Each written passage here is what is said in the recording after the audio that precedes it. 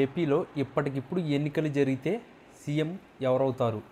Chandrababu CM, Jagan CM? ఖచ్చితంగా comment చేయండి.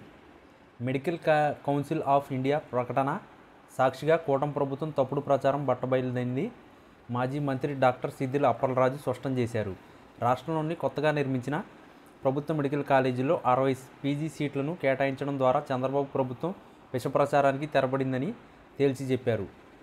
శ్రీకాకుళంలో వైఎస్ఆర్ కాంగ్రెస్ పార్టీ కేంద్ర కార్యాలయంలో మీడియాతో మాట్లాడుతూ వైఎస్ జగన్ హయాంలో మెడికల్ కాలేజీ కట్టలేదంటూ పాత ఫోటోలతో దుష్ప్రచారం చేసిన మంత్రులు కాలేజీలు కట్టకపోతే ఎన్ఎంసీ పీజీ సీట్లు ఎందుకు కేటాయించిందో సమాధానం చెప్పాలని నిలదీశారు. ప్రభుత్వం మెడికల్ కాలేజీలు చూస్తే ప్రజలకు వైఎస్ జగనే గుర్తొస్తారన్న అక్కస్సుతోనే ప్రైవేటీకరణ పేరుతో తమ వారికి కట్టజెప్పే కుట్రకు తెరలేపిందని మండిపడ్డారు. ఇంకా ఆయన ఏమన్నారంటే, గడిచిన కొద్ది రోజులుగా రాష్ట్రమంతా అవకతవకలతో అతలాకుతలం అవుతుంది. ఒకవైపు నకిలీ మద్యం అమ్మకాలు, మరోవైపు వైఎస్ జగన్ తీసుకొచ్చిన ప్రభుత్వ మెడికల్ కాలేజీలను అమ్మకానికి పెట్టిన ప్రభుత్వం వైఖరిపైన చర్చ జరుగుతుంది. వీటన్నిటిని డైవర్షన్ కోసం చంద్రబాబుకు గూగుల్ డేటా సెంటర్ తీసుకొచ్చాం, ఇది గొప్ప అచీవ్మెంట్ అంటూ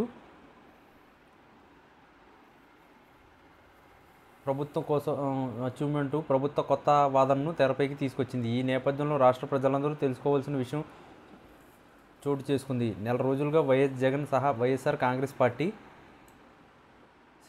శ్రేణులంతా ఒకే విషయాన్ని స్పష్టం చేస్తున్నాం. మా హయాంలో 17 మెడికల్ కాలేజీలు మంజూరు చేశాం. వాటిలో 7 కాలేజీలను పూర్తి చేయగా వాటిలో 5 కాలేజీల్లో తరగతులు కూడా ప్రారంభం కాగా మరో 2 కాలేజీలు తరగతులు మొదలు పెట్టడానికి కావాల్సిన అన్ని ఏర్పాట్లు పూర్తి చేశాం. కొద్ది పనులు పూర్తి చేసే మరో 3 కాలేజీల్లో తరగతులు మొదలు పెట్టడానికి అవకాశం ఉంది. ఇంకో 7 కాలేజీలను 2025-26 నాటికి సిద్ధం చేసుకోవాలి. ఒక నిర్ణీత కాల వ్యవధిని ఏర్పాటు చేసుకుని ఆర్థికంగా అవసరమైన అన్ని ఏర్పాట్లను వైఎస్ జగన్ ప్రభుత్వం ఏర్పాటు చేసింది. ప్రజలను మంచి జరగాలని, పేదలకు నాణ్యమైన విద్య, వైద్యం, డాక్టర్లు కావాలన్న పేదవాడి కళ నిజం కావాలని వైఎస్ జగన్ మెడికల్ కాలేజీల నిర్మాణానికి శ్రీకారం చుట్టారని